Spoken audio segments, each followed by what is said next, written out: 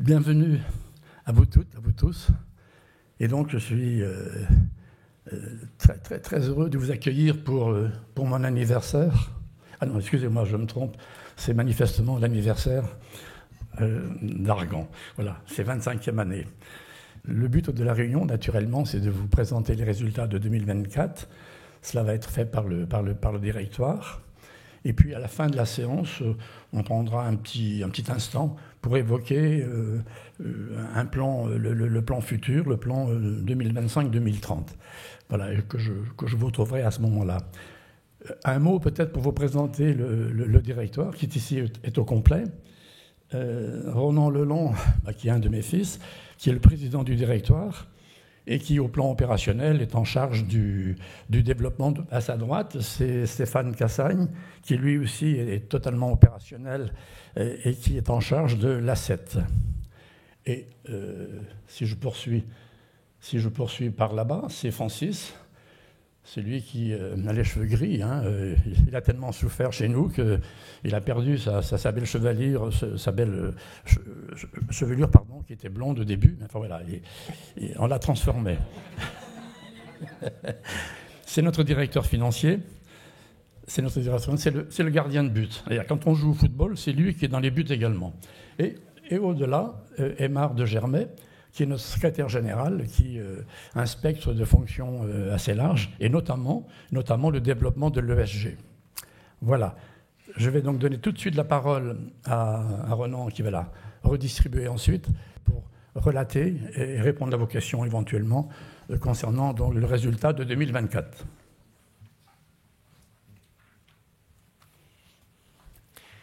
Merci Jean-Claude. Bonsoir à tous. Donc, je vais vous présenter dans un premier temps les chiffres clés et l'essentiel des résultats 2024.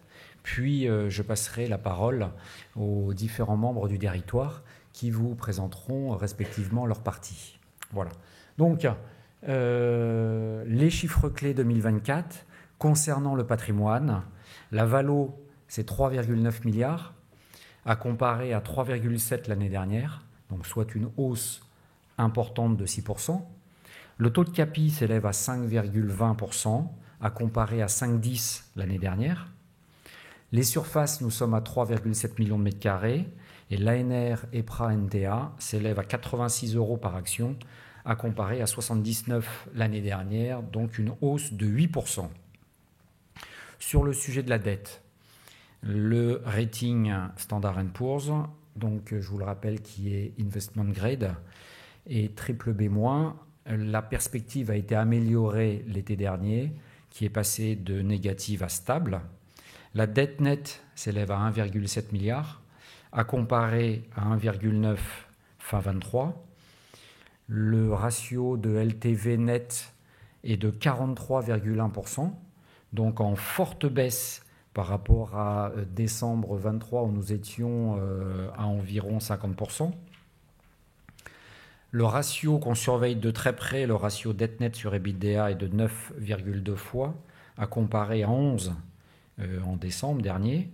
Et le coût de la dette est de 2,25%, à comparer à 2,30. Les résultats, en termes de revenus locatifs, il s'élève à 198 millions, en hausse de 8% par rapport à l'année dernière où nous étions à 184. Et le résultat net récurrent part du groupe s'élève à 137 millions, en hausse de 9%. Donc voilà pour l'essentiel des chiffres 2024. Nous aurons l'occasion d'aller plus dans le détail un peu plus loin. Dans l'immédiat, je passe la parole à Stéphane qui va vous faire un point sur le marché de l'immobilier logistique. Merci Ronan. Bonsoir à toutes et à tous. Pour situer la performance d'Argan sur l'exercice 2024, il est intéressant de revenir sur la situation du marché au titre des 12 mois écoulés. Une situation, vous allez voir, qui est quelque peu contrastée. La demande placée, c'est le slide que vous avez, la demande placée a été légèrement supérieure à 3 millions de mètres carrés ce qui représente une baisse de 31% par rapport à la moyenne quinquennale, la moyenne des 5 dernières années. Très clairement, c'est le reflet d'un climat de morosité des affaires et ça reflète également la difficulté qu'ont les preneurs, les chargeurs, voire les logisticiens à se projeter sur les années qui viennent. Ce ralentissement a concerné tous les créneaux de surface en réalité. Notons toutefois que le segment dit XL, le XL c'est supérieur à 50 000 m², augmente par rapport à 2023 tout en restant inférieur de 28% à la moyenne des 5 dernières années. Cette baisse a concerné tous les secteurs géographiques. Un seul secteur a tiré son épingle du jeu en réalité, c'est le centre Val-de-Loire qui a été à contre-courant de la tendance avec 430 000 m² transactés en 2024, soit une croissance de 34% par rapport à la moyenne quinquennale sur cette région, qui a été pas mal poussée notamment par les prises à bail sur l'Orléanais. Ce volume transacté, il se répartit à parts égales entre les chargeurs et les logisticiens, avec une toute petite avance pour les logisticiens qui ont pris 53% du volume total. Une légère hausse poussée probablement par une tendance à l'externalisation qu'on constate généralement pendant les périodes d'incertitude qui sont plus proches, qui sont plus propices à la recherche de flexibilité. Enfin, précisons que dans ce contexte morose, les valeurs locatives sont restées stables sur les 4 derniers trimestres, avec un loyer moyen pour les entrepôts de classe A, toute France confondue, à 55 € et un loyer prime en Ile-de-France à 75 €. Le deuxième élément, et je pense que c'est la slide qui suit, voilà, c'est l'offre immédiatement disponible qui nous permet de caractériser un taux de vacances. Alors l'offre disponible à 1 an, elle est proche de 4 millions de mètres carrés, ce qui caractérise un taux de vacances à 5,4%. Alors taux de vacances qui reste encore mesuré, mais qui marque une réelle inflexion à la hausse par rapport à ce qu'on a connu sur les exercices précédents. L'offre disponible à 1 an a cru de 30% sur les 9 derniers mois. Et encore, cette tendance n'intègre pas ce qu'on appelle la vacance cachée, c'est-à-dire les surfaces vides des logisticiens, qui ne sont par définition pas sur le marché, puisque déjà sous baux, mais qui néanmoins sont des surfaces vides et qui entraînent probablement des prises à bail limitées de la part des logisticiens. Alors cette situation, ce taux de vacances, il reste toutefois assez disparate selon les régions. On constate un taux de vacances historique proche de 10% sur les Hauts-de-France, mais au contraire, dans le sud de la France, en particulier en région PACA ou en Nouvelle-Aquitaine, le taux de vacances, lui, se limite à 2%, l'Île-de-France étant aux alentours de 6%.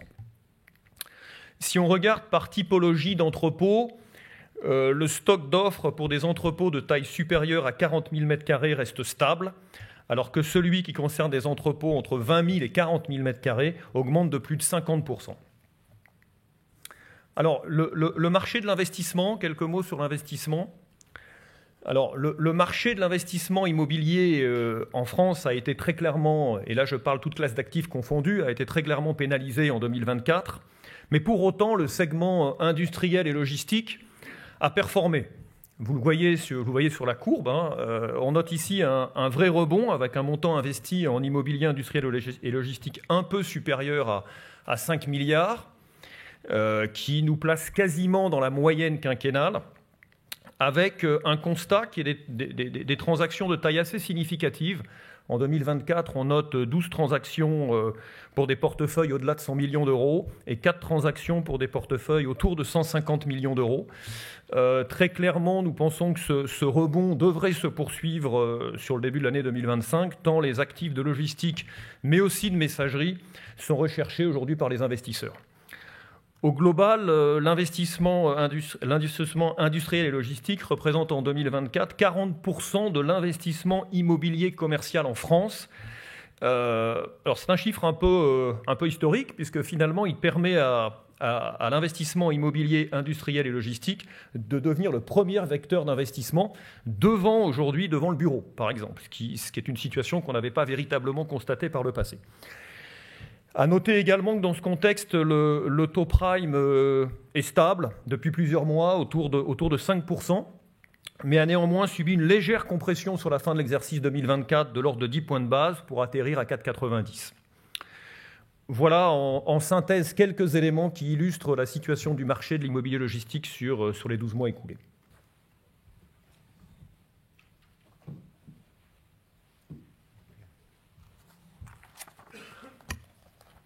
Merci Stéphane. Je reprends la parole pour vous présenter nos clients locataires qui sont de premier plan. Et donc vous avez là un aperçu de nos 66 locataires.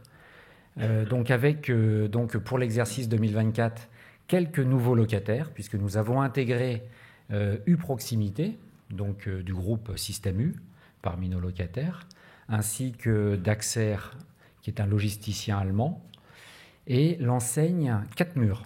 Voilà, donc tous ces nouveaux clients se rajoutent à nos clients historiques que vous connaissez bien, les clients comme L'Oréal, Decathlon, Castorama, Amazon, etc. Voilà une slide qui représente la répartition des clients par secteur économique, sans grande évolution par rapport à l'année dernière. C'est la distribution alimentaire, donc avec 40%, qui constitue le premier secteur économique dans lequel évoluent nos locataires. Et ensuite, donc c'est la logistique transport, 21%. Et puis ensuite, l'équipement de la personne, 11%. Le e-commerce, 7%, etc. Alors, la répartition des revenus locatifs donc, par client locataire, donc c'est bien sûr Carrefour qui est notre premier locataire avec 29% de nos revenus locatifs. Ensuite viennent nos locataires que sont FM Logistique, Amazon, donc qui forment le tiercé, Auchan, Monoprix, Decathlon, Géodis, Renault, L'Oréal, Castorama, Eurial, Aldi. Voilà, donc nous constatons que le risque locataire est bien réparti et surtout, nous avons donc de belles signatures en termes de surface financière. Nos loyers sont sécurisés. En termes de durée ferme résiduelle moyenne, elle s'élève à 5,3 ans, donc à comparer à l'année dernière 5,7. Concernant la typologie de nos clients, donc ça c'est un facteur très favorable pour Argan. 77% de nos locataires sont des chargeurs. Donc je vous rappelle que les chargeurs, nous classons parmi les chargeurs donc les industriels ou les distributeurs qui sont titulaires des baux, à l'opposé des logisticiens qui, eux, pour le coup, opèrent pour le compte de chargeurs ou d'industriels. Et donc, 77% de nos locataires sont des chargeurs. Et ça, c'est un point fort remarquable de notre portefeuille qu'il faut mettre en corrélation avec le taux d'occupation de 100%. Puisque, effectivement, cette typologie de locataire a une pérennité beaucoup plus importante qu'un prestataire qui, lui, est dépendant d'un contrat et d'un client. Au sujet de l'indexation des loyers, donc voilà la répartition de l'indexation. 65% des baux sont soumis à l'ILAT. Nous avons 24% des baux qui sont également à l'ILAT, mais avec un cap, donc à 2%. Et 11% des loyers sont préindexés. Donc ça, c'est la photo à fin 24. Et donc, la moyenne et la résultante de tous ces baux, c'est pour l'année 2024, donc une indexation effective des loyers de 4,6%. Et pour l'année 2025, une augmentation, une indexation de 3,45%. Je vous le disais à l'instant, maintien d'un taux d'occupation de 100%. Et donc, vous avez là un historique sur les 10 dernières années du taux d'occupation. Donc, c'est relativement simple, c'est soit 99%, soit 100%. Voilà. Donc, on dispose d'un historique inégalé sur le marché, démontrant la qualité de notre modèle tourné vers le client.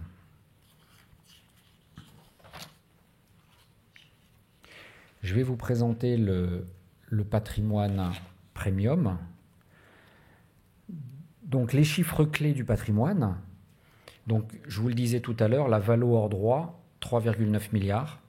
Donc, ce qui fait ressortir un taux de capi de 5,20%. Ce taux de capi de 5,20% est à comparer au taux de capi à fin 23 qui était de 5,10. Et il faut noter que ce taux de 5,20 témoigne néanmoins d'une compression après un plus haut de 5,30 en juin dernier. Donc on assiste donc à une inflexion de la courbe après 2 ans de décompression continue des taux.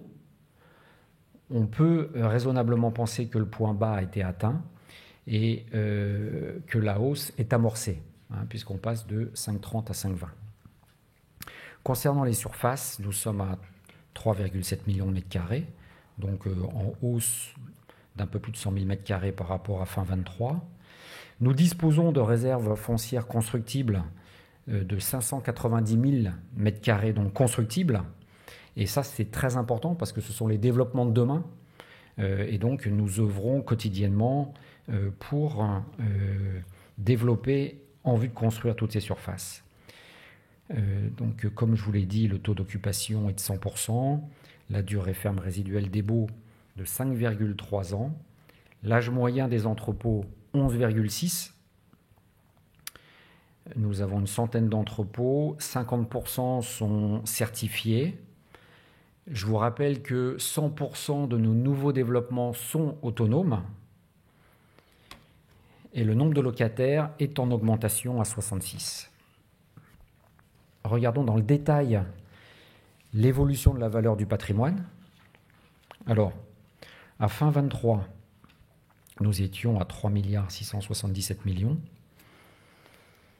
La variation de juste valeur du patrimoine 23 s'élève à 95 millions.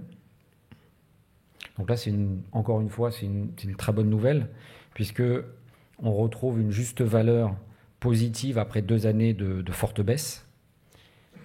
Donc 95 millions de juste valeur positive. Ensuite, on est impacté par les cessions à hauteur de 77 millions. Donc effectivement, je vous rappelle qu'on a réalisé avec succès notre arbitrage objectif de 77 millions avec la vente de 2 sites, un entrepôt de 18 000 m² situé à Caen au premier semestre et plus récemment au 4e trimestre la vente de notre data center de Vissou pour 59 millions. Voilà, donc les ventes ont été réalisées au prix de l'expertise. Alors donc à cela se rajoute la valorisation des investissements 24 à hauteur de 220 millions. Donc ça, c'est la valo des investissements 2024, étant précisé que cela est à comparer à notre prix de revient de nos investissements. On va le détailler tout à l'heure. Ces investissements 2024 s'élèvent à 180 millions. Donc, on a réalisé une création de valeur de 40 millions, qui est en fait la marge promotion. Et donc ça, c'est également une belle performance de la société. Si bien que tout ça nous amène à fin 24 à 3 915 millions.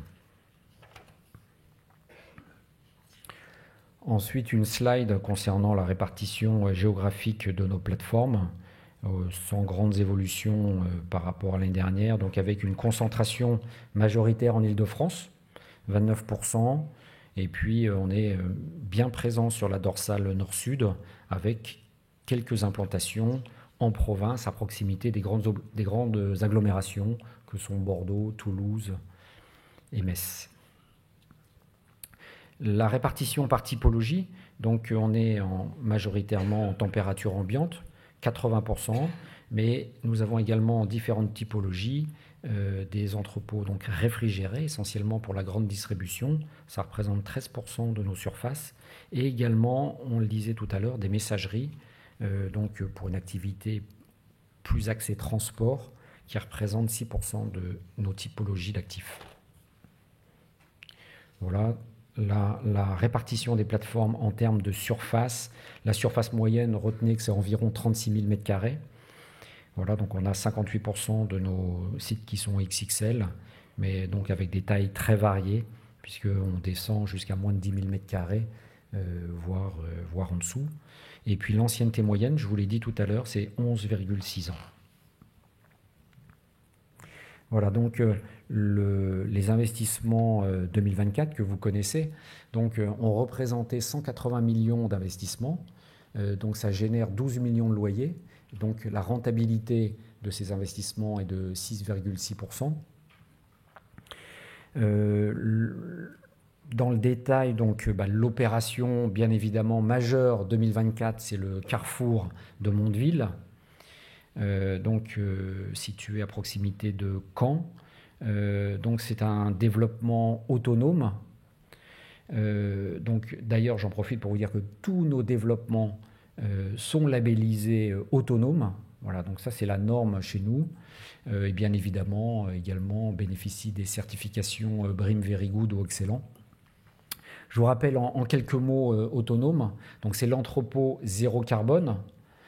Il est équipé, en fait autonome, d'une centrale photovoltaïque en toiture, couplée avec des batteries de stockage d'énergie.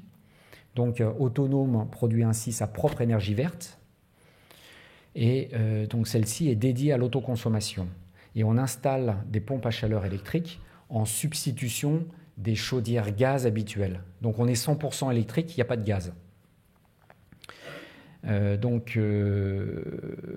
Retenez qu'un entrepôt classique chauffé au gaz émet 10 kg de CO2 au mètre carré, alors que autonome, c'est 1 kg de CO2 au mètre carré. Donc on émet 10 fois moins d'émissions de CO2 qu'un entrepôt classique.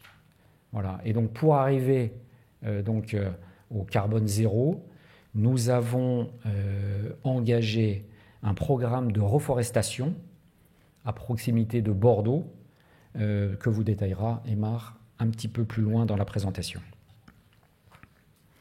Donc en termes de développement, donc ça c'était Carrefour Neuve-en-Ferme, un entrepôt bitempérature, et donc c'est le plus gros entrepôt autonome de France, puisque la puissance de photovoltaïque c'est 2500 kW crête. Ça représente, c'est gigantesque, ça représente 12 500 m² de panneaux en toiture. Les batteries sont d'une puissance de 1000 kWh. Et donc c'est une opération exemplaire en termes de développement durable, puisque nous avons réalisé cette opération donc, sur une friche industrielle. C'était un site Stellantis qui a été dépollué, et sur le volet biodiversité, ce site a vu donc l'implantation d'une forêt de 11 000 arbres. Voilà, donc une opération très, très vertueuse. Rapidement, les autres développements, donc ça c'était les développements majeurs. Les autres, donc pour U-Proximité, j'en parlais tout à l'heure, du groupe Système U, à Saint-Jean-sur-Vesle, donc à proximité de Mâcon, un très bel entrepôt de 31 000 m² qui nous permet de boucler notre parc de 3 sites, Carrefour, Bac Europe, U-Proximité. On totalise 110 000 m² d'entrepôts neufs sur ce parc. Un très beau développement à Chartres, donc pour un acteur majeur dans le domaine de la santé. Là c'est un entrepôt bitempérature avec un engagement de 10 ans ferme du locataire qui vient d'être livré. On communiquera, je pense, plus tard sur l'identité de ce locataire qui, pour l'instant, ne l'a pas tout à fait mis encore en service, mais il est livré, il nous paye les loyers. Ensuite, Bolbec, donc là on est à proximité du Havre, 15 000 m² pour un nouveau locataire d'Axer qui s'est engagé pour une durée ferme de 6 ans. Ogny, donc là on est à Metz, on est sur la parcelle voisine du site Amazon, environ 10 000 m² pour également un nouveau locataire 4 murs qui s'est engagé pour une durée ferme de 9 ans.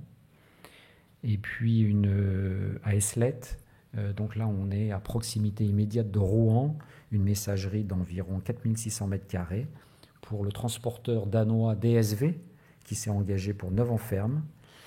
À Castries, donc là c'est un site de logistique urbaine, donc on est à proximité immédiate de Montpellier, donc c'est pour les livraisons à domicile Carrefour, 4 300 m² avec une durée ferme de 6 ans. Et enfin, à Bruguière, Donc là, on est au nord de Toulouse, à proximité immédiate de Toulouse. On a réalisé une extension de 2800 m², donc pour Géodis, donc en site occupé. Donc ça a été une opération à tiroir qui a duré environ 2 ans. Géodis, dans le cadre de cette extension, donc qui porte l'actif maintenant donc à 14 000 m², s'est réengagé pour 12 ans. Voilà, donc, et là, c'est assez significatif, c'est que Géodis a envisagé à un moment donné de quitter ce site qui était trop petit pour lui, mais la réalité, c'est que, Stéphane en parlait tout à l'heure, il n'y a pas d'offre aux alentours de Toulouse, et donc ils ont été contraints de quelque part, mais donc on les a accompagnés, de rester sur place, moyennant donc tous ces travaux d'extension qu'on a réalisés pour eux, et donc au final à leur grande satisfaction, et ils sont très contents de repartir avec nous pour 12 ans ferme. Voilà, donc en conclusion, effectivement, je l'ai dit au début, le rendement moyen de tous ces développements est de 6,6%. Donc sur 12 millions de loyers, et donc ça génère une marge promoteur de 40 millions pour Argan. Voilà, je passe la parole à Francis qui va vous présenter les résultats, la dette, etc.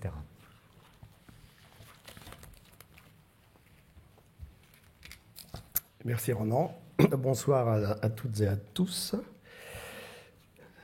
Le sujet de la dette, comme toute foncière, vous vous doutez bien que la dette, c'est le cœur de la stratégie. Le message n'a pas changé depuis l'année précédente. Priorité au désendettement. Ceci devrait nous conduire à l'horizon fin 2025 à ramener notre LTV hors droit sous les 40% et notre ratio dette nette sur EBITDA aux alentours de 8. Alors, comment nous allons nous désendetter ? Finalement, ce n'est pas très compliqué. Plus de financement sur nos développements. Par contre, il faut bien les financer. Donc, ça sera le cash des arbitrages qui financera désormais nos développements, comme ça a déjà été le cas cette année. Et puis, bonne nouvelle pour nos banquiers qui sont là. On va continuer à les rembourser au titre de nos prêts hypothécaires amortissables. Et donc là, on parle d'un remboursement annuel de l'ordre de 90 millions d'euros. À moyen terme, ceci devrait nous permettre d'avoir une quasi-mixité entre la dette bancaire amortissable, historique, et la dette obligataire. Aujourd'hui, la dette obligataire représente 28% de notre dette et elle devrait représenter, à l'horizon 4-5 ans, environ 50%. D'un point de vue liquidité, nous avons toujours négocié des lignes RCF qui représentent aujourd'hui 300 millions. Donc l'idée, c'est de conserver ce montant au fil de l'eau. Et enfin, un petit mot sur les ratings. Nous sommes notés donc par Standard & Poor's, BBB-, avec une perspective stable. Donc à minima, maintenir cette note, augmenter probablement la perspective, et à un horizon moyen terme, essayer de l'améliorer. Le coût de notre dette, donc il est stable, en légère baisse même, à 2,25 à fin 2024. Ça représente 1,7 milliard de dette nette. Sa structure, vous l'avez sur le petit camembert de gauche, donc la dette à taux fixe représente 31%. La dette obligataire souscrite à taux fixe également 28%. Nous avons 39% de notre dette qui a été contractée en taux variable, mais sur laquelle nous avons pris des couvertures de taux. Et enfin, finalement, il ne nous reste que 2% de notre dette qui reste en taux variable pur et donc exposée à une éventuelle hausse ou baisse des taux. Sur le petit graphique de droite, on voit l'évolution du coût de la dette. Donc en 10 ans, nous avons réussi à la faire passer de 3,30 à la fin 2015 à 2,25 à ce jour et en prévision de 10 cette année en 2025. La maturité de la dette est de 5 ans. Le ratio dette nette sur EBITDA, on en a parlé tout à l'heure, il est de 9,2. On venait de 11 à fin 2023. Et la LTV, 43%, où nous étions encore il y a un an à presque 50%. Un petit mot sur les résultats, c'est pour ça qu'on est là. Les revenus locatifs, donc un petit histogramme sur 10 ans. Le taux de croissance moyen de ces revenus locatifs a été de 14% sur la période. En 24, 8%, et on se projette à l'horizon 25 avec une croissance de 6%, avec des revenus qui devraient s'établir à 210 millions. L'analyse des revenus locatifs sur 2024, donc cette croissance de 8%, nous étions à 183,6 millions à fin 2023. Les loyers générés par les livraisons de 2023, 4,6 millions en 2024. La révision des baux, Ronan en a parlé tout à l'heure, le 4,60% d'indexation moyenne génère presque 8 millions. Le taux d'occupation, c'est marginal, on avait une toute petite cellule qui était vide, donc c'est plus 300 000 euros. Les livraisons de l'année, qui sont plutôt réalisées en fin d'année, donc c'est 4,8 millions. Et les cessions d'actifs en 23 et 24 représentent une perte de loyer de 2,9 millions. Et donc 198,3 millions sur 2024. Un petit mot sur les résultats nets récurrents. Donc 2024 à droite, comparé à 2023, les revenus locatifs, donc 198 millions en croissance de 8%. On va déduire de ces revenus locatifs les charges courantes, qui ont légèrement augmenté, mais moins que les revenus. Les produits de trésor, donc on a pu réaliser des placements au cours d'année qui ont généré 1,3 million. Les intérêts sur l'emprunt, donc presque 44 millions, donc ça c'est le point haut, puisqu'on a commencé à se désendetter, mais les taux étaient encore élevés, donc c'est clairement un poste qui va diminuer dès l'année prochaine. C'est vraiment le point haut en 2024. Les frais d'émission, qui sont à peu près du même montant tous les ans, 3,3 millions. Donc on arrive à un résultat net récurrent de 137,6 millions qui représente, comme l'année précédente, 69% de nos revenus locatifs. Si on le ramène en part du groupe par action, ça représente un résultat net de 5,54 €, donc une légère hausse par rapport à l'année précédente, malgré la dilution liée à l'augmentation de capital, où nous avons créé 2 millions d'actions en avril.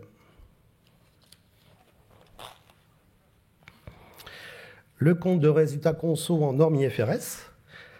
Les revenus locatifs, on ne va pas le répéter, 198 millions. Et donc, on arrive à un niveau d'EBITDA, en déduisant nos charges de ces revenus locatifs, de presque 186 millions. Et là, pareil, le niveau qui est intéressant, c'est de ramener cet EBITDA au revenu. Et donc, on est au même niveau que l'année précédente, à 94%. La variation de juste valeur. La bonne nouvelle, c'est qu'elle redevient positive, 118 millions, où nous étions presque à moins 380 millions l'année précédente. Le résultat des cessions, il est marginal, moins 1,6 million, donc on voit qu'on a vendu nos actifs à leur valeur d'expertise. Et donc on arrive à l'EBITDA après ajustement des valeurs qui représente 302 millions. Produits de trésorerie, on l'a vu en page précédente, les intérêts sur emprunt également. Instruments dérivés, donc là on parle d'instruments dérivés, non, c'est plutôt les frais d'émission. Frais d'émission, donc l'étalement de nos frais d'emprunt et la norme IFRS 16 sur nos baux amphithéotiques qui représentent une somme de moins 5 millions. Résultat avant impôt, donc 254 millions. Encore un petit poste négatif à hauteur de moins 4,9 millions. Ça, c'est la juste valeur de nos couvertures de taux. Donc c'est négatif, les couvertures sont moins efficaces puisque les taux ont commencé à baisser. Et donc le résultat net par action de 9,96 € sur l'exercice 24. Un petit mot sur l'ANR. Donc là, on vous présente l'ANR NTA, qui est un peu celui qui fait référence pour les foncières. Nous étions à 79 € en fin 2023. Le résultat net donc, génère 5,5 € par action. Le dividende payé en numéraire ou en action, sur option, c'est une perte de 2,10 € et 1 €. La variation positive de valeur du patrimoine, 4,5 €. Et l'effet dilutif de l'augmentation de capital, 50 centimes. Donc la NR EPRA NTA est de 85,50 € fin 2024. Vous avez pour information, au bas de la page, l'ANR EPRA NRV et également le NDV, qui présentent des croissances de 7 et de 5% respectivement.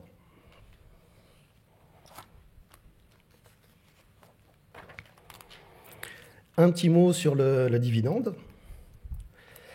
Eh bien, nous allons proposer à l'Assemblée générale du 20 mars de l'augmenter de 5% et le fixer donc à 3,30 €, ce qui représenterait un rendement de 5,4% sur la moyenne du cours de décembre, qui était de 61 €. Avec le cours d'aujourd'hui, c'est un rendement qui sera meilleur, mais je ne sais pas si la nouvelle est bonne ou pas. Et un taux de distribution de 60%. Si on regarde les dividendes sur les 6 dernières années, c'est une croissance moyenne de 12%. En se projetant sur l'année prochaine, nous prévoyons de distribuer un dividende également en croissance de 5%, qui devrait être à hauteur de 3,45 €.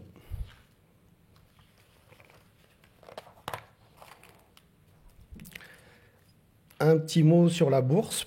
Pour mémoire, à gauche, l'évolution du cours de bourse sur les 7 dernières années comparée à l'indice CAC All Share et IEIF SIC France. On voit que sur cette période, on a légèrement surperformé les autres indices. Sur les 2-3 dernières années, on voit quand même que le cours a chuté de façon considérable avec un moins 30% en 2024. Le petit camembert de droite, c'est la répartition du capital, qui a donc évolué suite à l'augmentation de capital d'avril. Aujourd'hui, la famille représente 37% et le flottant a augmenté en passant de 44% à 48%, donc suite à la création de 2 millions d'actions dans le cadre de l'augmentation de capital où nous avons fait entrer environ une cinquantaine d'investisseurs. Voilà. Je vais repasser la parole à Ronan pour la feuille de route.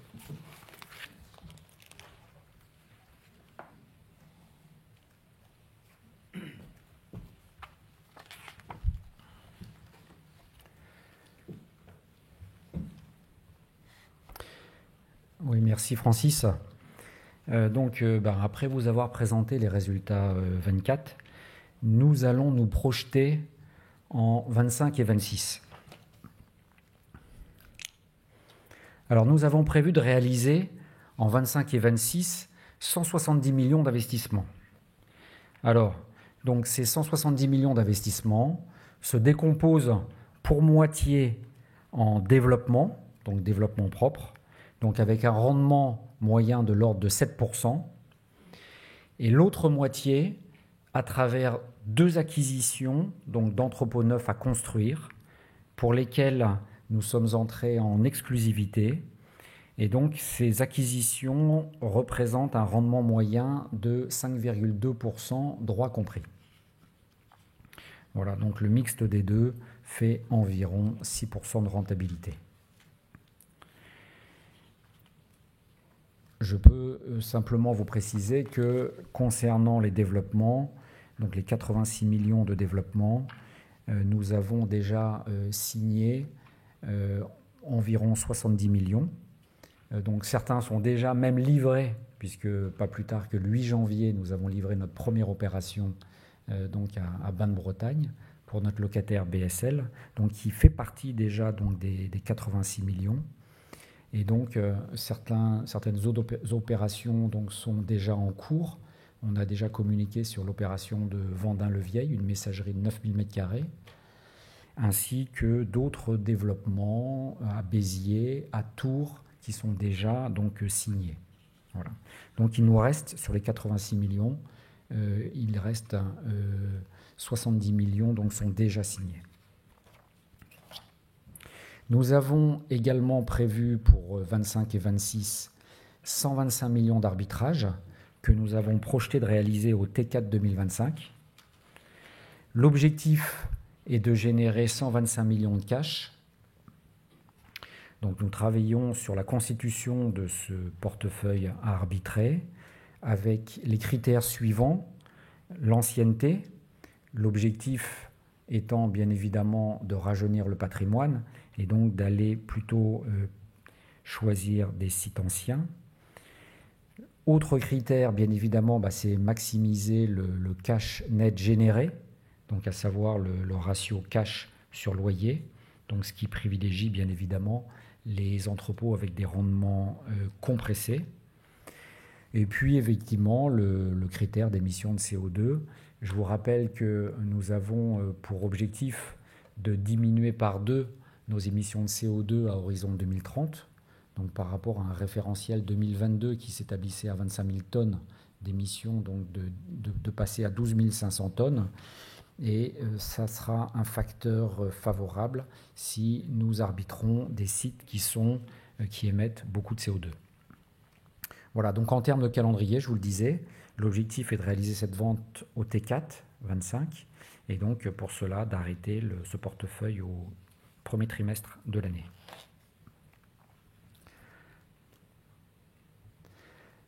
Alors si on se projette et que l'on parle de 2025, donc voilà nos objectifs.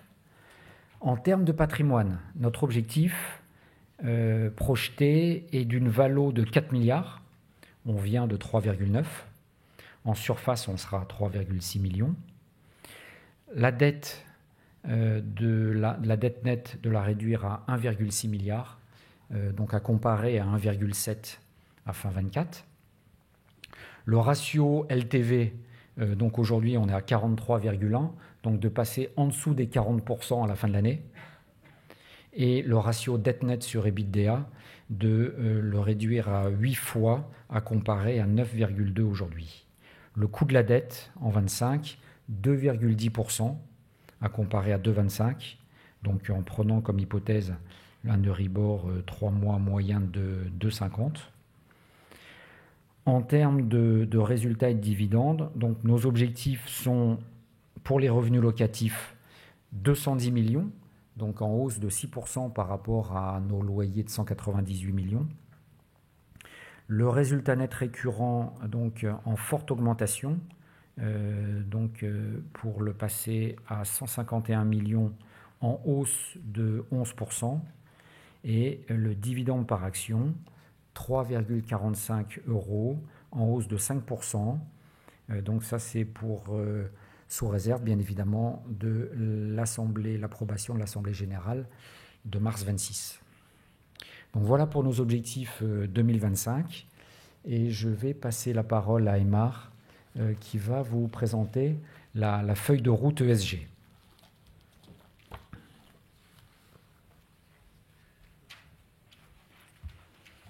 Merci Ronan, bonsoir à toutes et à tous. Donc je vais vous parler d'ESG, le E représentant l'environnement, les émissions, l'énergie, le S, le social, le sociétal, et G, la gouvernance. Et c'est avec ces 3 lettres que l'on bâtit une croissance rentable, on vous a expliqué comment on la bâtissait, et durable. Voilà. Donc en 2023, on a présenté une stratégie ESG profondément remaniée, avec un certain nombre d'étapes à franchir sur 3 ans, 2023, 2024, 2025, de manière à être en ordre de bataille pour 2026, date à laquelle on sera réellement soumis à l'obligation de publier un rapport de durabilité. Et donc, ça a été une démarche en accéléré, puisque on avait un certain nombre de fondamentaux, mais il a fallu travailler sur beaucoup de domaines. Et donc, sans rentrer dans le détail, je vais citer quelques chantiers sur lesquels nous avons avancé cette année. Nous avons publié une charte des achats responsables, nous avons travaillé avec les entreprises qui construisent nos entrepôts sur la question des émissions liées à la construction. Et on annoncera bientôt un objectif en la matière. Et on a également travaillé sur un guide d'entretien durable des sites pour accompagner nos clients locataires dans les bonnes pratiques d'entretien durable des sites. Mais je voulais revenir et me focaliser sur trois chantiers qui ont avancé cette année. Le premier, c'est le plan qu'on appelle plan PAC chez nous, le plan pompe à chaleur. On a l'objectif de réduire de moitié les émissions liées à l'utilisation, à l'exploitation de nos entrepôts. On a émis en 2022 25 000 tonnes de CO2, et l'objectif, c'est d'atteindre d'ici 2030 12 500 tonnes. Pour cela, nous avons 2 leviers. Le premier dont on vous a parlé, c'est-à-dire le développement avec Autonome. Et le deuxième levier, c'est travailler sur le parc existant. Et c'est la raison pour laquelle on a mis en place ce plan pompe à chaleur. L'idée, tout simplement, c'est de substituer aux chaudières gaz fortement émettrices de CO2 des pompes à chaleur électriques qui permettent de réduire drastiquement les émissions. Et donc nous avons d'ores et déjà investi 4 millions d'euros sur 6 sites. Et vous voyez, cette action va permettre tout simplement, c'est important, le chiffre est important à citer, une économie de 2500 tonnes de CO2 par an. Deuxième élément sur lequel je voulais attirer votre attention, c'est la question de la biodiversité. Nous avons publié au dernier trimestre 2024 une stratégie biodiversité qui est organisée autour de 8 grands objectifs avec des indicateurs. Donc l'État, évidemment, en 2024, et des jalons tous les 2 ans pour aboutir à 2030 et sur des enjeux tels que la lutte contre l'artificialisation, le reboisement, la protection de la faune ou encore l'économie circulaire, la gestion notamment des déchets de chantier. Donc cette stratégie, elle est pleinement intégrée dans notre démarche au quotidien et nous sommes aussi engagés avec l'État sur ces enjeux de biodiversité dans une démarche qui s'appelle « Entreprises engagées pour la nature ». Bon, cette stratégie, elle est disponible sur notre site, n'hésitez pas à la consulter et à nous contacter pour toute question. Et puis, troisième axe, tout à l'heure, Ronan vous a parlé d'autonome, et Ronan vous a dit que cet entrepôt, on le qualifie d'entrepôt net zéro à l'usage, mais pour le rendre net zéro, et effectivement, il faut compenser un résiduel qui représente 1 kg par mètre carré par an. Et pour le compenser, alors on n'est pas parti comme d'autres au Brésil, au Chili, etc. On a préféré se concentrer sur la France et se concentrer aussi sur un territoire que nous connaissons bien, et en l'occurrence Cestas, qui est au sud de Bordeaux, territoire sur lequel nous avons aujourd'hui 2 entrepôts et sur lequel nous allons engager une opération de reforestation et sur une emprise foncière de 40 hectares. Donc une démarche qui va être de plantation qui va démarrer au premier trimestre 2025. Et nous allons planter 50 000 arbres, essentiellement des pins maritimes et des feuillus pour ceux qui sont intéressés par ces questions-là. Et le bénéfice visé, c'est des crédits carbone à hauteur de 8000 tonnes de CO2 grâce à cette opération. Si on fait le calcul rapide, 1 kg par an par mètre carré, quand vous faites 100 000 mètres carrés par an et sur 10 ans, il faut qu'on compense 5500 tonnes. Et là, cette opération va nous permettre de générer d'économiser l'équivalent de 8000 tonnes. Donc on a un peu de marge de manœuvre pour les années à venir.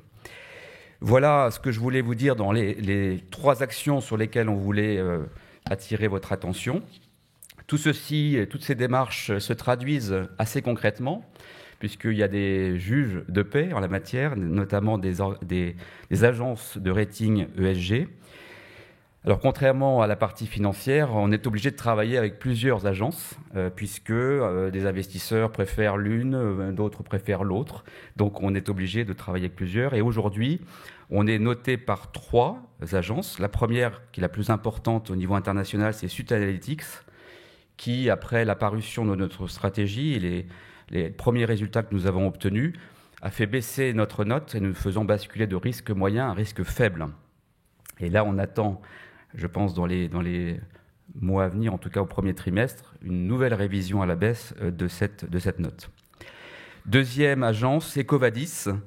C'est la première année que nous sommes notés par EcoVadis et on est dans le top 15%, donc on a encore une marge de progression, mais on a d'ores et déjà médaille d'argent. Et puis enfin, Etifinance. Et là, c'est la 2e année que nous sommes notés par Etifinance et on a une progression. Nous étions médaille d'argent au titre de l'exercice 2023 et nous sommes passés médaille d'or au titre de l'année 2024. Donc vous le voyez, cette démarche, ces jalons que nous plantons mois après mois nous permettent de progresser et de faire reconnaître ces progrès par des tiers de confiance. Et nous allons poursuivre en la matière. Et nous avons notamment initié un dialogue avec le GRESB, qui est encore une agence, je dirais, de rating ESG supplémentaire, mais qui compte dans l'immobilier et avec lequel donc, nous avons engagé d'ores et déjà des échanges. Voilà, je vous remercie. Je repasse la parole à Jean-Claude. Et je rebondis sur les derniers mots de Aymar pour vous dire que nous avons une réelle volonté de verdir notre patrimoine, parce qu'il est assez facile, il est plus facile d'avoir de bonnes performances sur le développement des entrepôts futurs. Donc ça, chez nous, c'est autonome, ça c'est parfait. Mais il y a aussi un effort à faire sur le patrimoine existant.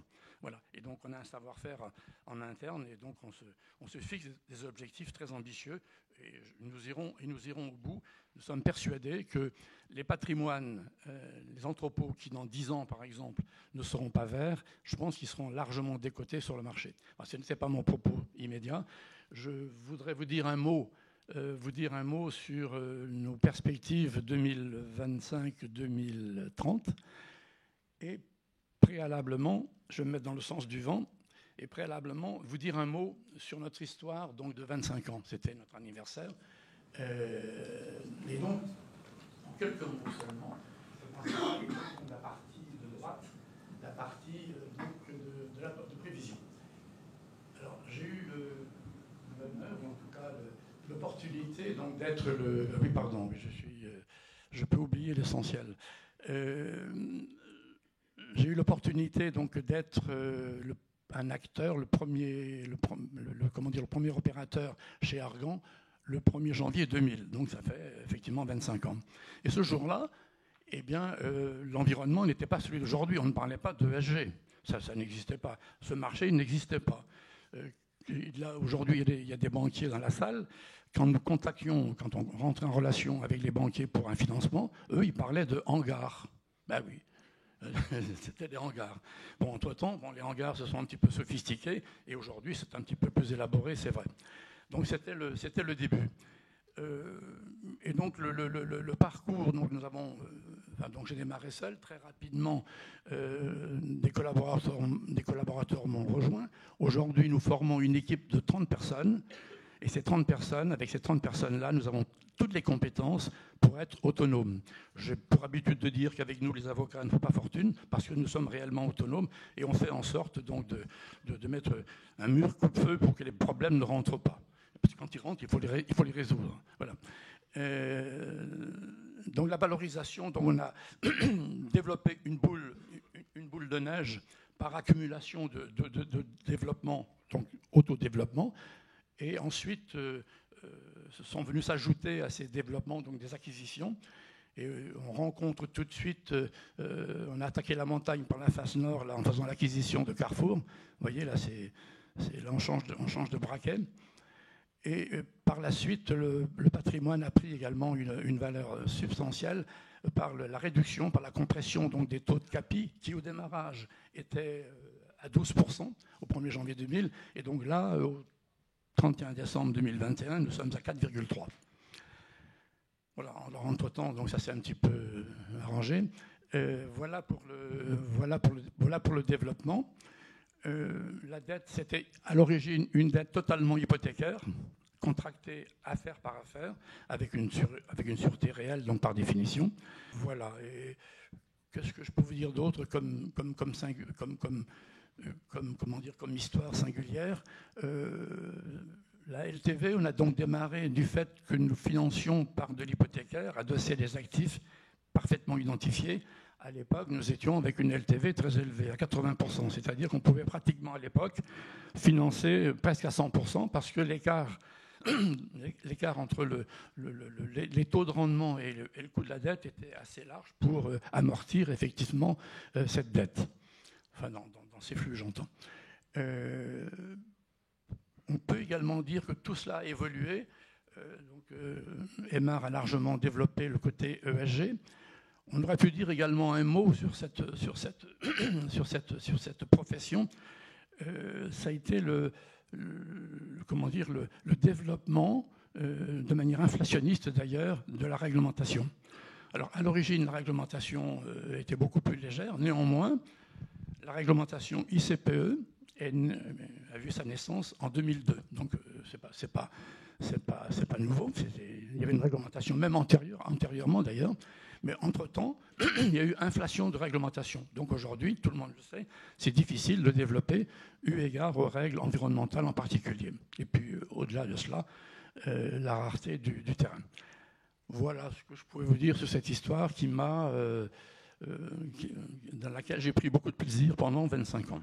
Et j'espère que ça va continuer encore un petit peu. Alors, un mot maintenant peut-être sur c'est le principal, sur notre projection 2025-2030. Restons sur la courbe. Oui, donc en fait, l'objectif, il est là. Enfin, notre stratégie, pardon, elle est là. On veut conjuguer croissance et désendettement. Alors, nous aurions pu donner des pentes différentes à ces deux courbes, c'est-à-dire amplifier, donner davantage de pentes à la croissance au détriment du désendettement et inversement. Donc ça nous paraît être un équilibre sur lequel on va travailler, sachant que, comme nous voulons nous endetter, c'est effectivement principalement les arbitrages qui vont financer les développements, pour partie seulement, hein, et on remet un peu de dette en œuvre dès 2027 de mémoire, mais très, très peu. Donc voilà un petit peu notre stratégie, conjuguer croissance et désendettement. Alors le point final, on a 29. Bon, c'est le tracé qui s'est laissé faire comme cela. Nous pourrons réfléchir en cours de route et peut-être qu'une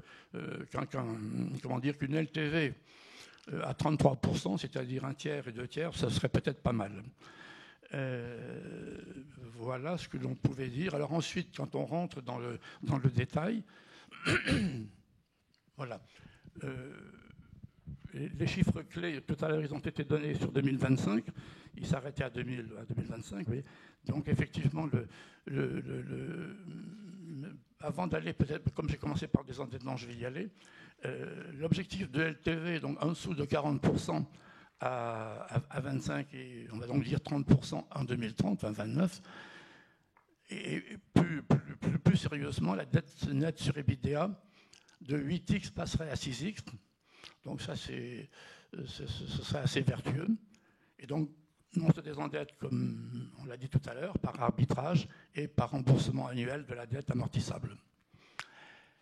Mais la croissance, maintenant, la croissance, tout à l'heure nous l'avons dit, mais pour nous résumer, retenons que nous voulons investir 100 millions par an. Donc tout à l'heure, on vient de dire 170 millions sur 25-26, mais bon, s'il y a une opportunité, peut-être qu'on pourra compenser les 30 millions qui manquent. Et ça, c'est financé, c'est dans notre plan de financement, c'est largement, les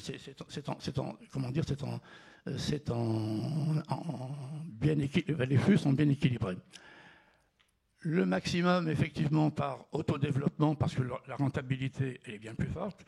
Là, on capte la marge promoteur, mais on peut se poser des questions sur le volume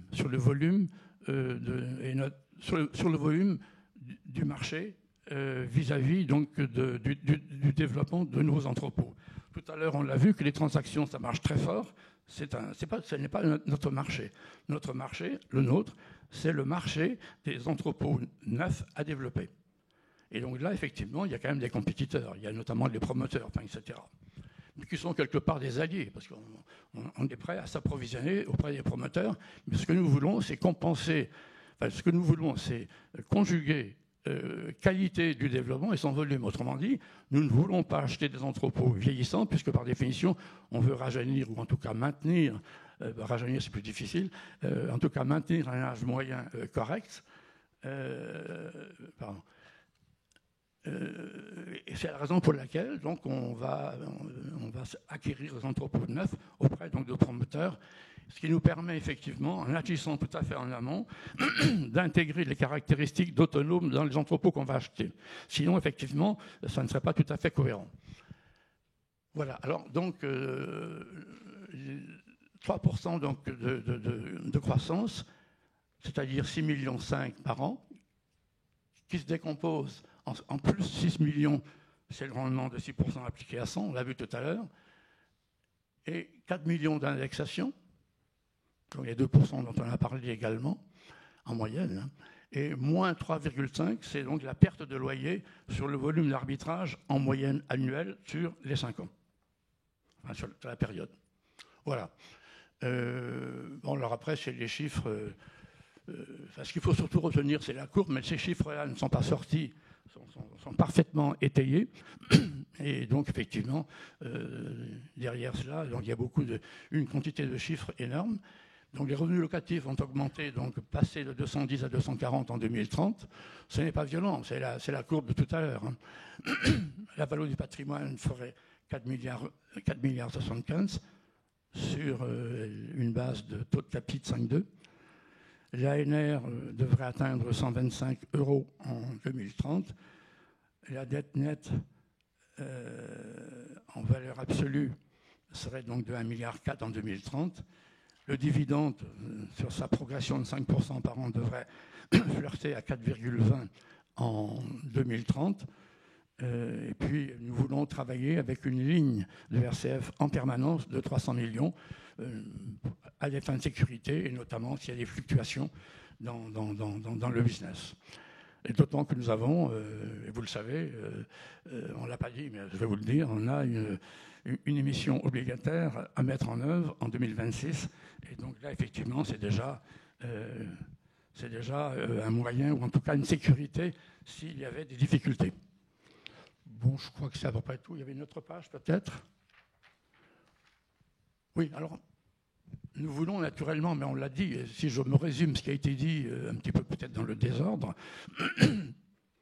nous voulons capitaliser sur la marque autonome. La marque autonome, enfin, dans notre profession, finalement, les entrepôts sont lambda, c'est-à-dire, autrefois, on les appelait hangars, après, on les a appelés entrepôts, c'était pas très noble, on les a appelés plateformes logistiques, enfin, etc. Mais donc, autonome, d'après notre conception, c'est l'entrepôt de demain. C'est l'entrepôt de demain parce qu'au-delà de la neutralité carbone dont on parlait, il y a une économie substantielle parce qu'on n'utilise pas le réseau de distribution. Vous savez que dans une facture EDF ou Engie que vous recevez, dans cette facture, la distribution électrique représente 33%, le tiers. En faisant de la production d'énergie sur les lieux de la consommation, là, on est irréprochable. C'est le top. Seulement, c'est très difficile, naturellement. Et pour les entrepôts, c'est ce qu'on essaie de faire. On ne couvre pas non plus, il faut le dire, tous les besoins de l'entrepôt s'il est fortement mécanisé. On couvre tous les besoins en matière de chauffage, d'éclairage, etc. Une bonne partie également donc, de l'exploitation, mais pas la totalité, notamment pour les entrepôts réfrigérés. Un entrepôt réfrigéré, ça émet à peu près 8 kg de CO2 par mètre carré, parce que les compresseurs tournent en permanence. Et donc là, effectivement, on met de l'autonome, on met des photovoltaïques au maximum sur la toiture, mais pour autant, il y a du résiduel. Donc voilà, en un mot, autonome, c'est notre cheval de bataille. Alors après, naturellement, on a des tas d'objectifs, maintenir un taux d'occupation de 30%, enfin, etc. Mais ça, effectivement, il faut le faire. Mais on l'a démontré. Tout ce que nous disons là, et si on revient sur le schéma de tout à l'heure, on le verra, c'est en prolongement. La projection, c'est quand même bien le prolongement donc, de ce que l'on a déjà fait. Ce n'est pas une feuille blanche qu'on ouvre au 1er janvier 2025. Non, c'est bien le prolongement donc, de ce qui a été fait précédemment. Et donc, si on revient sur cette dernière feuille, nous voulons, tout à l'heure, ça a été dit, maîtriser donc, l'ancienneté du patrimoine, augmenter le taux de certification. Nous voulons idéalement certifier tous nos entrepôts. Certifier les entrepôts d'aujourd'hui, ben, c'est ce que nous faisons. Certifier les entrepôts d'hier, c'est plus difficile. C'est plus difficile, c'est une autre démarche. Donc diminuer les émissions de CO2, ben, on en a largement parlé. Mais voilà, nous atteindrons ces objectifs parce qu'ils sont quand même vertueux. Voilà. Eh bien, merci de m'avoir écouté, de nous avoir écoutés. Donc, c'est le moment peut-être de passer aux questions. Merci. Bruno Duclos, Invest Securities. J'ai une première question sur l'évolution des loyers de marché et sur l'impact sur vos comptes. Est-ce qu'on calcule bien quand on estime que la réversion captée en 2024 est quasiment nulle ? ce qui est déjà une performance intéressante vu les indexations. Et puis, quelle est votre perspective en ce domaine, justement? Est-ce que c'est une question récurrente? Est-ce que vous pensez qu'il y a matière à récupérer de la réversion sur le patrimoine? Ou alors, vu son âge, vu vos objectifs louables d'occupation à 100%, est-ce qu'on n'a pas à prendre de réversion et juste prendre l'indexation à moyen terme? Ce que je vais vous dire, c'est reflété par les expertises de CBRE, donc on a plutôt tendance à les croire. Aujourd'hui, nos loyers réels, sont décotés d'environ 5,8% par rapport aux loyers marchés estimés par CBRE. Alors, par contre, il faut analyser ça entre le portefeuille, je dirais, classique et le portefeuille qu'on a racheté à l'occasion de l'acquisition Cargo, donc qui est loué à Carrefour. Et en fait, donc, le principal gisement de valeur est sur ce portefeuille, puisque lui, il est sous-loué de l'ordre de 20%. Alors, on en a déjà parlé, c'est difficile à appréhender immédiatement, puisqu'on est reparti pour la plupart des baux sur une nouvelle période de location de 9 ans, où on a reconduit le dernier loyer existant, donc décoté, et on pourra appréhender cette valeur locative supplémentaire qu'à l'occasion de ces 9 ans, et encore pas de façon forcément complète. Donc, je dirais qu'on est plutôt dans les loyers marchés sur le portefeuille hors Cargo. Et le portefeuille Cargo, on a de la création de valeur potentielle, mais plutôt à long terme. J'ai une seconde question. Ouais, je rajoute que, par définition, pour capter la réversion, il faut qu'il y ait un événement. On ne peut pas capter la réversion en cours de route. Là, vous le savez bien. Merci.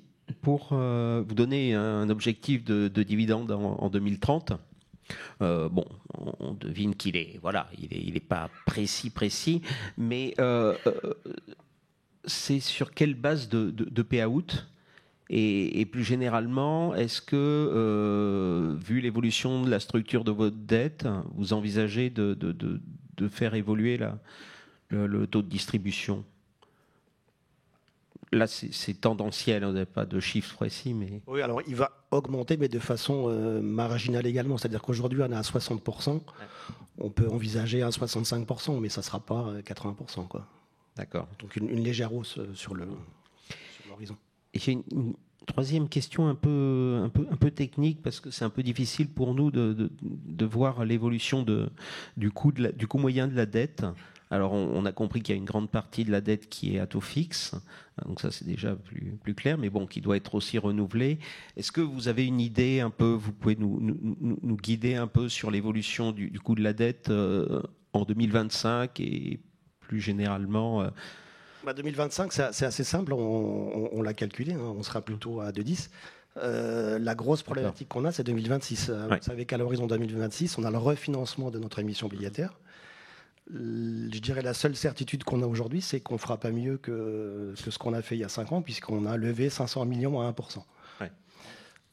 Donc l'échéance, c'est novembre 26, donc on travaillera sur le sujet en 26. Aujourd'hui, on a espoir de pouvoir lever entre 3 et 3,5, quoi. Mais ça ne sera pas 1%, c'est une certitude. Donc aujourd'hui, nos modèles sont faits avec cette augmentation du taux sur cette émission. Ouais. Merci. Et pour la dette variable couverte, est-ce que les tombées de couverture sont... Alors aujourd'hui, la maturité des couvertures, c'est 3 ans et demi. Mmh. Donc on a encore de quoi voir, et en fonction de l'évolution des taux, on pourra rallonger éventuellement cette couverture d'ici 1 ou 2 ans. Ouais. Merci. Mais là-dessus, il n'y a pas trop d'incertitude. Ouais. Okay. Merci. Je rajoute un point, c'est-à-dire que la dette fixe dont vous parliez n'est pas renouvelée, elle est à rembourser, c'est pas la même chose. Sur des dettes hypothécaires amortissables. Oui, merci Stéphane Afonso, Jefferies.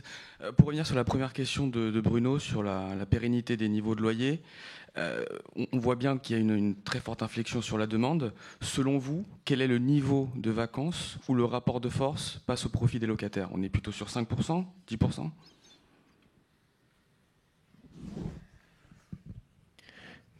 C'est pas comme vous le dites, effectivement, c'est pas une science exacte.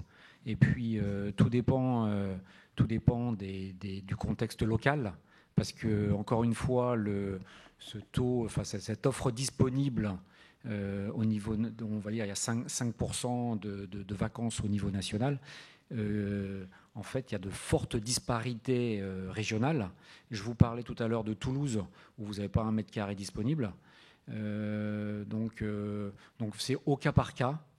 C'est au cas par cas. Nous, ce qu'on a constaté, c'est que, au titre de l'exercice 2024, on a réussi à renouveler des baux donc avec une réversion positive. Voilà. Et puis, effectivement, on a des cas où parfois on a renouvelé au dernier loyer en vigueur. Voilà. Donc, il n'y a pas de. On pense effectivement que au jour d'aujourd'hui, c'est relativement. On arrive relativement bien à renouveler les baux à des conditions avantageuses pour nous. Mais on voit bien, que vous l'avez bien mentionné, que les ERV sont stables. On a une demande qui fléchit. Donc comment vous voyez les choses pour le futur dans un contexte aussi politique incertain ? Nous, ce qu'on peut dire, c'est que en termes sur 2025. On a un taux d'occupation aujourd'hui de 100%. Okay. En termes de départ de nos locataires, c'est très marginal. Sur l'année 2025, on a 3 ou 4 cellules qui se libèrent. On en a déjà reloué. On a déjà reloué une cellule sur Rognac, à côté de Marseille. Et aujourd'hui, on a en Île-de-France, on a 9000 m² à Roissy-en-Brie, 6000 m² à Céris, sur lesquels on a déjà des pistes en vue de les relouer. Mais ça reste, on n'a pas de départ annoncé à court terme chez nous. Okay. Peut-être, oui, en complément de ce que disait Ronan, si on se projette sur une plus longue durée, on va être en présence d'un actif de pénurie, parce que aujourd'hui, vous avez des zones, et notamment sur les métropoles, où ils ne veulent plus que l'on construise des installations logistiques. Vous avez la fameuse loi ZAN qui, malgré tout, est toujours, je dirais, dans les tuyaux, et donc une difficulté de plus en plus forte à développer. Donc moi, je pense que dans les années à venir, alors là, on a un phénomène conjoncturel où il y a un peu plus de vacances que ça n'a été, mais sur une perspective un peu plus longue, je pense que l'actif logistique va être un actif de pénurie et que ceux qui ont un patrimoine important vont avoir un sacré avantage pour les années à venir. Oui, je voudrais juste rajouter à la personne qui a posé la question, dans notre projection donc 2025-2030, on ne prend pas en compte d'augmentation de loyer due à la réversion. Non. La projection, c'est une somme donc de 100 comptes d'exploitation, c'est-à-dire un compte d'exploitation par entrepôt, où on reconduit effectivement donc l'indexation à 2%. Donc ça, c'est projeté comme cela. On a également intégré un taux de vacances de 2%, alors qu'aujourd'hui on est plutôt à 0. On est à 0% donc de vacances. Donc cette projection donc, que l'on vient d'édiquer, elle n'est pas sortie d'un chapeau comme cela un beau matin. C'est un travail qui a été élaboré donc, par Francis et ses équipes. Et c'est, encore une fois, pour vous résumer, c'est une projection de 100 comptes d'exploitation actif par actif. Mais retenez bien qu'on ne spécule pas sur la réversion. Et peut-être une dernière question sur les niveaux de valorisation. Vous avez un patrimoine qui est certifié à 50%. Il y a 12 ans d'âge moyen. Par contre, il y en a 50% qui ont plus de 10 ans, donc il y a une très forte disparité. Aujourd'hui, quel est le différentiel de taux de cap entre un actif qui a 5 ans et un actif qui a 20 ou 25 ans ? Alors là, on peut faire une remarque générale. La remarque générale, c'est qu'aujourd'hui, l'ensemble des experts qui valorisent ces immeubles ne prennent pas en compte suffisamment la qualité. La qualité, par exemple, on a parlé au plan ESG, au plan émission de CO2, c'est une donnée qui n'est pas prise en compte. La certification, elle est prise en compte en partie seulement. Mais donc là, on est tout à fait convaincu que l'ensemble donc, de ces critères vont être pris en compte de plus en plus. Et donc là, on est plutôt en avance. En fait, ma question, c'est si vous allez investir à 6%, et vous allez céder à combien?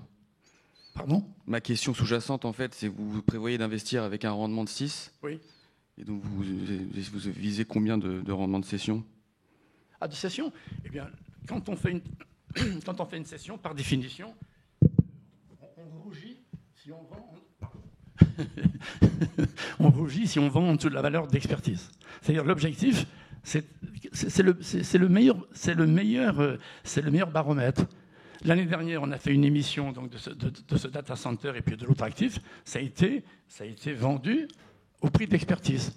L'année prochaine, dans le plan de 2025, effectivement, dans notre projection, on prend la valeur d'expertise. Alors, il peut y avoir, comme tout à l'heure vous l'avez dit, une variation selon que l'entrepôt est prime, est autonome, placé sous les Champs-Élysées. Ça vaut beaucoup plus cher qu'un entrepôt non autonome et puis placé à Hasbrook, par exemple. Voilà. Mais donc, c'est la réalité du marché. Et la moyenne, c'est 5,2. Ok, peut-être une dernière question. J'avais en tête 500 000 m² de réserve foncière. Vous annoncez 590. Il y a une raison particulière?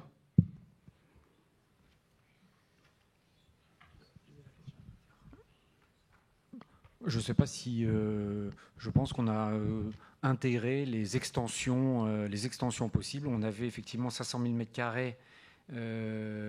Nous avions 500 000 m² de réserve foncière pour faire des nouveaux développements. Et si on inclut les extensions des sites existants, on arrive plutôt à 580 000 m². Ok, merci beaucoup. Bonsoir, Fleur Larjoubert d'Odo BHF. J'aurais une première question, notamment sur les acquisitions que vous annoncez ce soir pour 84 millions d'euros. On voit que le rendement est très proche de ces acquisitions, qui est très proche de votre rendement du portefeuille. Est-ce que vous pouvez, et du taux prime, est-ce que vous pouvez nous donner quel est le raisonnement derrière à prendre en compte dans le cas de ces acquisitions, plutôt que d'aller faire des développements, peut-être avec un rendement sur coût qui serait plus élevé? On a bien dit que priorité à l'autodéveloppement, mais la question qu'il faut se poser... Non, effectivement, bien évidemment, on préfère faire du développement à 7% que faire des acquisitions à 5,2%. Néanmoins, nous pensons que ce sont des actifs prime de très grande qualité, avec une qualité de locataire top prime, et que ça a du sens pour nous de substituer des actifs vieillissants on est également surexposé sur certains locataires. Donc ça a du sens pour nous de substituer effectivement des actifs vieillissants qui émettent beaucoup de CO2, peut-être avec des locataires sur lesquels on est très exposé, par des nouveaux sites, donc prime, neufs, qui émettent pas de CO2, où on diversifie le risque locataire et surtout on rajeunit le patrimoine. D'accord. J'aurais une deuxième question. Donc là, comme on peut le voir sur le slide ici, donc vous avez identifié 170 millions d'euros d'investissement pour la période allant jusqu'à fin 2026. Finalement, il y en a beaucoup qui sont sécurisés. Dans quelle mesure est-ce que ces 170 millions d'euros, ça ne serait pas un chiffre qui serait plutôt conservateur? Et dans quelle mesure est-ce que vos équipes demain ne partirait pas pour aller essayer d'aller sécuriser d'autres investissements pour la période d'ici fin 2026?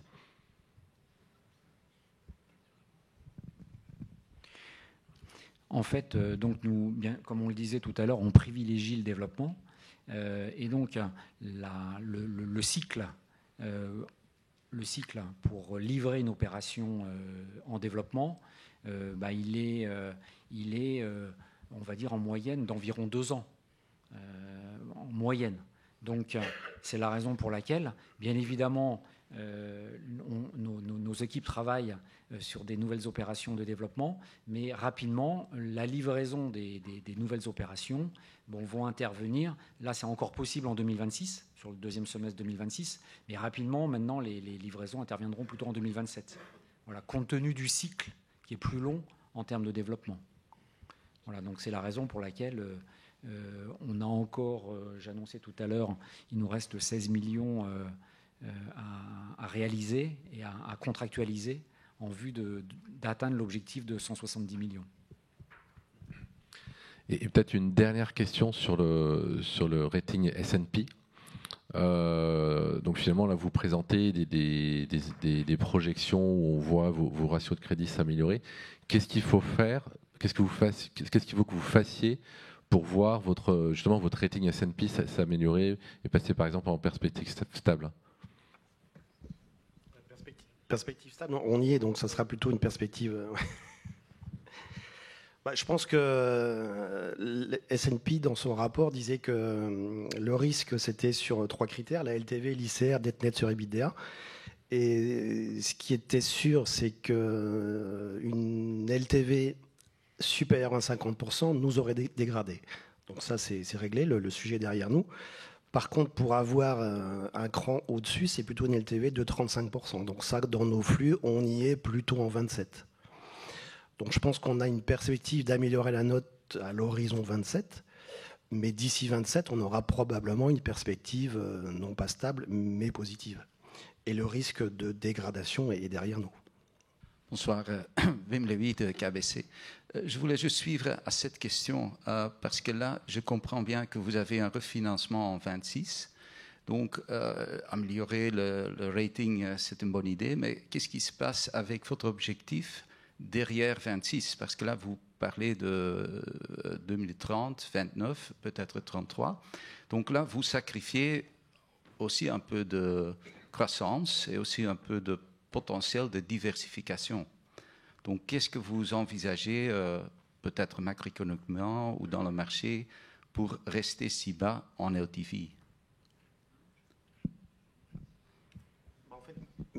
Mécaniquement, on fait baisser la LTV à travers notre modèle, c'est-à-dire qu'on ne met plus en place de dette, on finance les développements par de l'arbitrage et on rembourse de la dette à nos banquiers. Donc ça, mécaniquement, la LTV baisse. Alors effectivement, la question est de savoir, est-ce qu'arriver à une LTV de 30% à l'horizon 2030, c'est pertinent ou c'est trop? Ça, on n'a pas la réponse.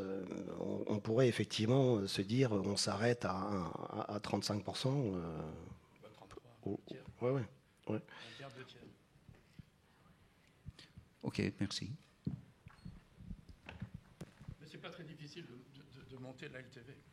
C'est beaucoup plus difficile de commencer.